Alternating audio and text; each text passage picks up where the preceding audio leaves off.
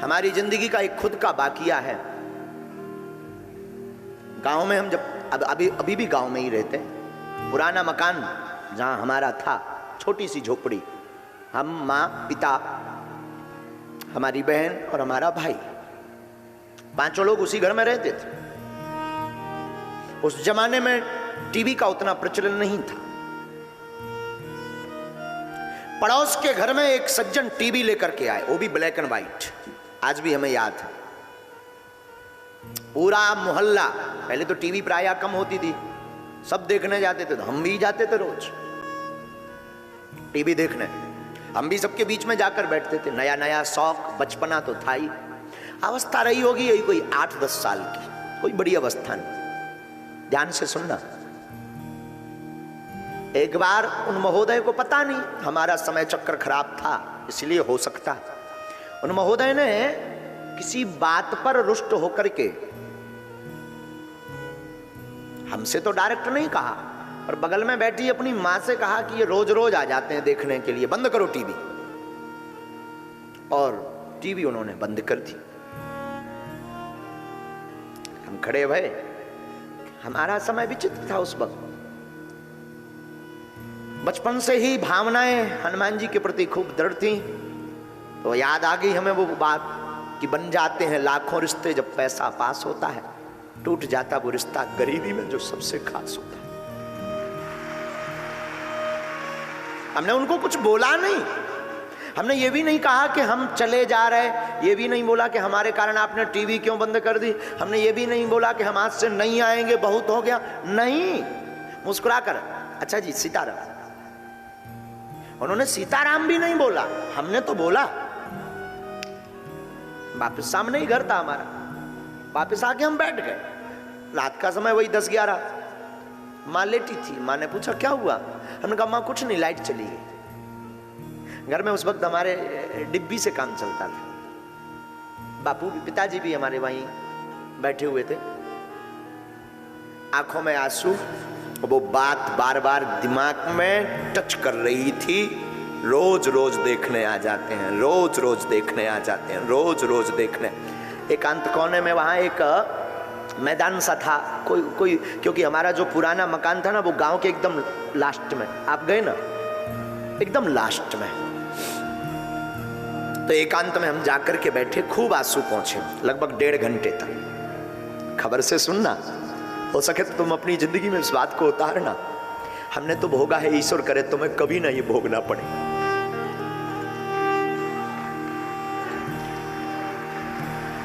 कुछ नहीं बोला।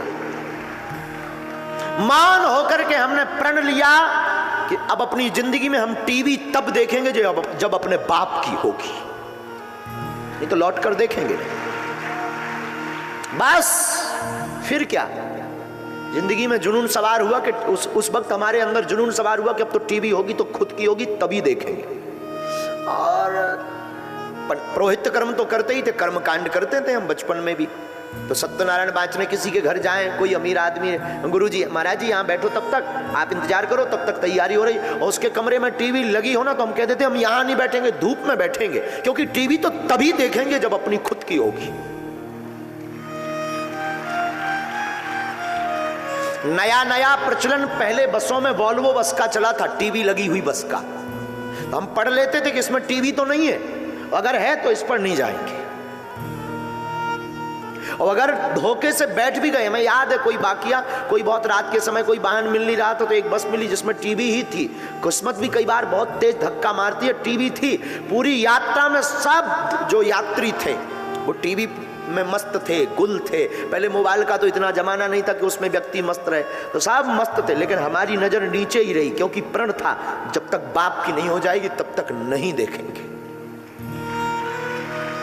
श्रीमान, आप सुनकर के आश्चर्यचकित होंगे, विदिन हमने 1.5 वर्ष में, आज भी हमें याद है, 3800 रुपए की मैक्स टीवी खरीदी, ब्लैक एंड व्हाइट।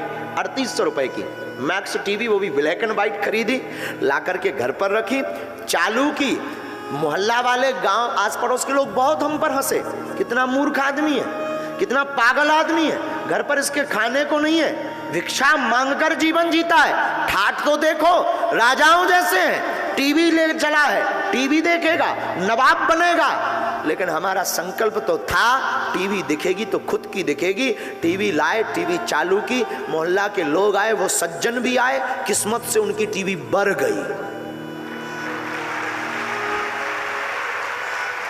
अब इसमें तुम ये मत मानना कि बचपन से ही हम शक्तियां चलाते रहे, नहीं, किस्मत से उनकी टीवी जल गई, हमारी नहीं। वो भी आए, हमने उस दिन बूंदी ली थी 100 ग्राम बूंदी, 100 ग्राम, ज्यादा नहीं। वो बूंदी हमने उसको बचाकर खास कर रखी थी कि आएगा।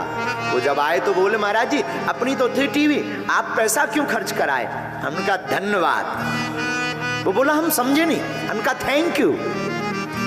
वो बोला हम समझे नहीं। हमने कहा बूंदी खाओ। वो बोला हम समझे नहीं। हमने कहा ये तुम्हारी ही कृपा है, वरना ये हम ले नहीं पाते प्यारे।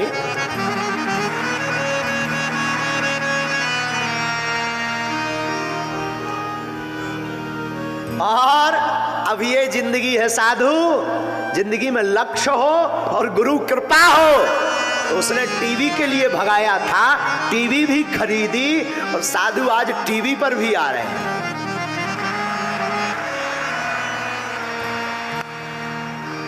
जिंदगी में तुम्हें लक्ष्य, माफ करना, टीवी पर आने के पीछे कहीं ना कहीं यही टीवी हमारे मन में आज भी भरी थी, लेकिन जब से आ गए तब से भर निकल गई। लेकिन आज भी हमारी जिंदगी में वो बाकिया याद है। अपनी जिंदगी में हमने जिस लक्ष्य को पाने की कोशिश की, गुरु ने कृपा की। और याद रखना, जिसकी जिंदगी में गुरु होता है ना, वो गुरु हनुमान जी जैसा हो, वो जिंदगी की कोई भी मंजिल पा सकता है,